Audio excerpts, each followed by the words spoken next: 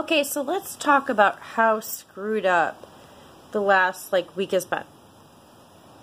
Anybody who lives in Hawaii went through the same scenario where we got a message and we had to react, and then we've gotten to deal with life after.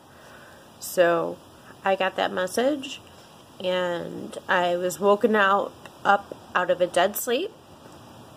Ironically, out of a apocalyptic dream. It was about vampires scooping people up. Ugh, it was horrible. I don't have those very often. I've never had that one, but I don't have those type of dreams very often. I'm not saying I'm a soothsayer or anything like that, but it was coincidental, and I woke up and I was already like, what? And then there's this message, and I'm like, holy... Yeah, I was hyperventilating the whole time. I grabbed a bag, and I grabbed what I could. I was just in pure survivalist mode. You know, just grab what you may need. God forbid I survive this. Oh, that's almost worse, right? Like, post-apocalyptic shit. You know, where you're, stuck for 2 weeks with people, and it's all based on what food and water, and, oh, God, it's like a nightmare. I mean, I can't, War of the Worlds comes to mind. The day after, I was a kid when that came out. I was just thinking survival, survival, survival. Go now. Go now. Go now. Gather. So, I ended up in my basement. People are crying, hugging. I've got cases of water down there, but what sent me off was I couldn't find my key for my storage unit. It's always in the same spot. It just happened to be hiding under a paper at that moment. And it was crazy.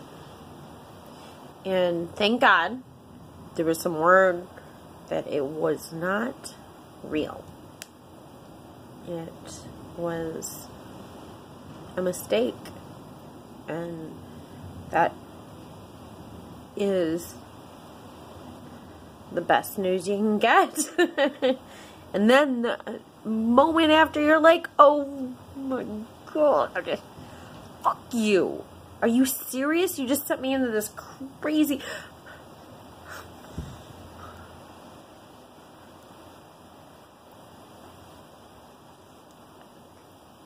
It's over. The worst things that have happened are mental anguish, people putting their kids under manhole covers. My client today happened to be my friends, Sean and Brenda. Sean suffered a heart attack at the time of this occurrence. And the city and state reported that there was no issues. Although they passed by 4 or 5 accidents, nobody was moving out of the way for ambulances. It was the pre-apocalyptic situation. And we lived through those, 38 minutes of that shit. Oh my God. Never want to do that again. Taking some water.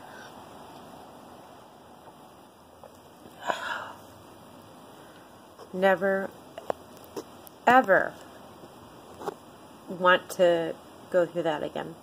So, Anyways, what I want to say is,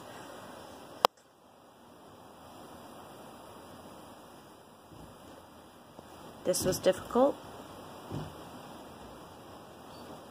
You can't imagine what we went through. I don't want you to. I don't want anybody I love or care about to.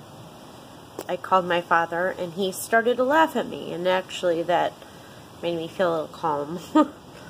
He said, Shannon, that has to be a mistake. I'm like, but no, you don't understand. You know, I'm crying and saying, I got a message, and there's messages, and I couldn't say goodbye. I said, I love you, but he's like, it has to be a mistake. It's electronic, Shannon, and he's always been the source of the person to ground me, and once he said that it has to be a mistake, he says, otherwise, Shannon, it's World War III.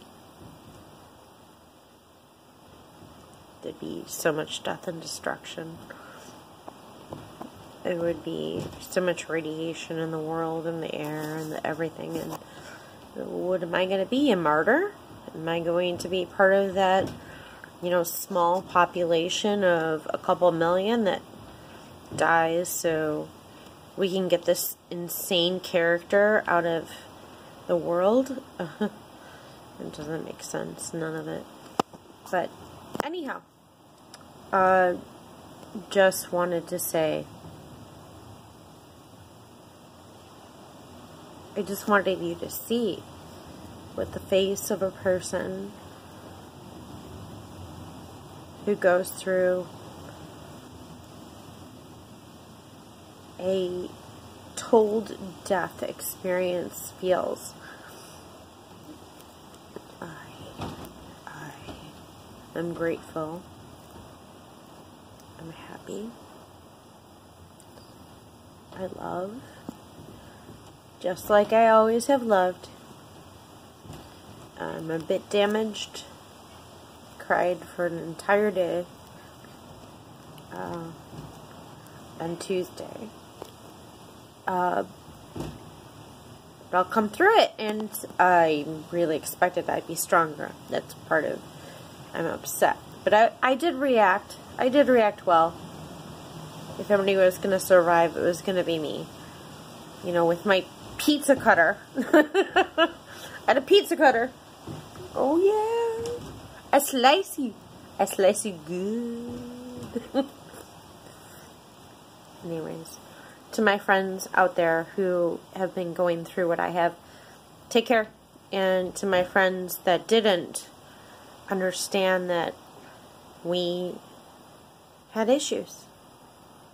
That you'll never, hopefully, experience. Oh my God. Never. Love you.